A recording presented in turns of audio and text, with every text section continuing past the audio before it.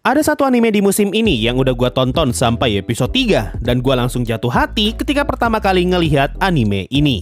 Anime yang gua maksud adalah Bocchi the Rock.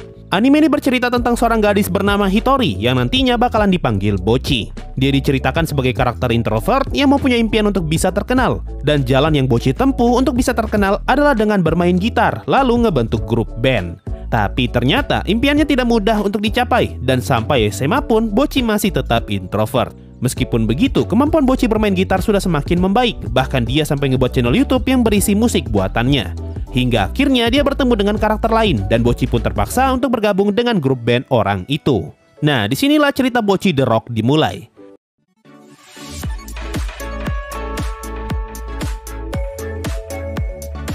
Kalau kalian suka tipe anime vanilla dengan karakter manis dan juga imut, kalian pasti bakalan suka ketika ngelihat interaksi setiap karakter di dalam anime ini. Menurut gua, nilai jual utama dari Bocchi the Rock adalah sifat karakternya yang unik, terutama sifatnya Bocchi yang uniknya bukan main. Karakter Bocchi itu sudah seperti perpaduan antara karakter Kuroki dari anime Watamote dan juga Bocchi dari anime Hitori Bocchi. Buat yang pernah nonton Watamote, kalian pasti tahu kalau Kuroki sering banget berhayal sendirian. Nah, Bocchi pun sama, dia juga sering banget berhayal dan tenggelam di dalam dunianya sendiri. Tapi bedanya, hayalannya Kuroki kebanyakan jorok dan juga malu-maluin, sementara hayalannya Bocchi benar-benar imut dan enak untuk dilihat. Karakter Bocchi di anime Bocchi the Rock pun mirip seperti Bocchi dari anime Hitori Bocchi yang juga sama-sama penyendiri. Tapi Bocchi yang ada di Bocchi the Rock jauh lebih introvert daripada Bocchi yang ada di Hitori Bocchi. Awalnya ya, gue sempat merasa malu ketika ngeliat Bocchi yang masuk ke dalam ruang kelas sambil ngebawa banyak atribut band, dengan harapan agar ada teman sekelasnya yang tertarik untuk ngajak dia ngobrol. Tapi ternyata rencananya gagal dan tidak ada satupun orang yang mau ngobrol sama Bocchi.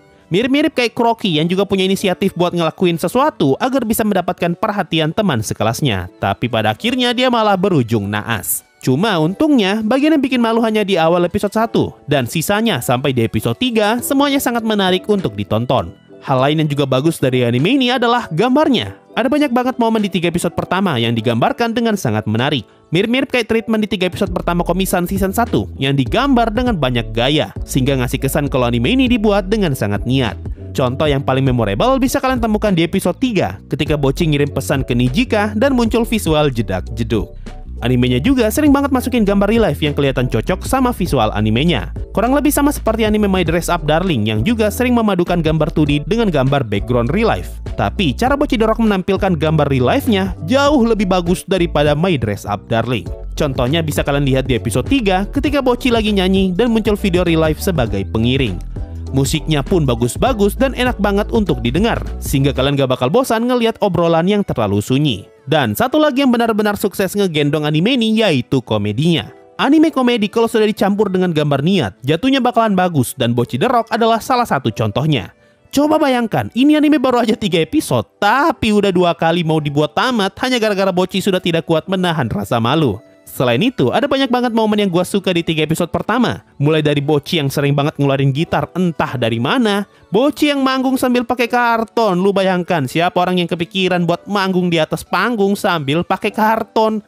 Bocchi juga rela ngasih tabungan pernikahannya agar dia tidak dipaksa kerja. Sumpah pak, waktu gue nonton bagian ini tuh antara lucu sama kasian. Dan yang paling gue suka adalah ketika Bocchi nyadar kalau dia sudah satu langkah mendekati impiannya. Nah, bagian satu langkah ini adalah bagian yang paling pecah sih. Karena gue nggak nyangka kalau scene ini bakal divisualisasikan literally satu langkah. Dimana Bocchi benar-benar baru aja nginjak satu anak tangga dari ribuan tangga yang belum didaki. Dan Bocchi juga sadar kalau dia baru aja berjalan satu langkah selama hidupnya. Apalagi kalau kalian perhatikan, versi animenya sengaja nampilin gambar tanah yang nyambung sama batu. Buat ngasih kesan kalau di scene sebelumnya, Bocchi seperti sedang berjalan di atas tangga batu. Tapi ternyata, dia baru aja naik di anak tangga yang pertama. Intinya, anime Bocchi the Rock sangat menarik untuk ditonton, dan gua tidak menemukan satupun bagian yang jelek dari anime ini. Kalau menurut kalian gimana nih? Terutama buat kalian yang udah nonton anime ini, coba komen di bawah apakah bagus atau tidak. Buat gua sih bagus banget pak.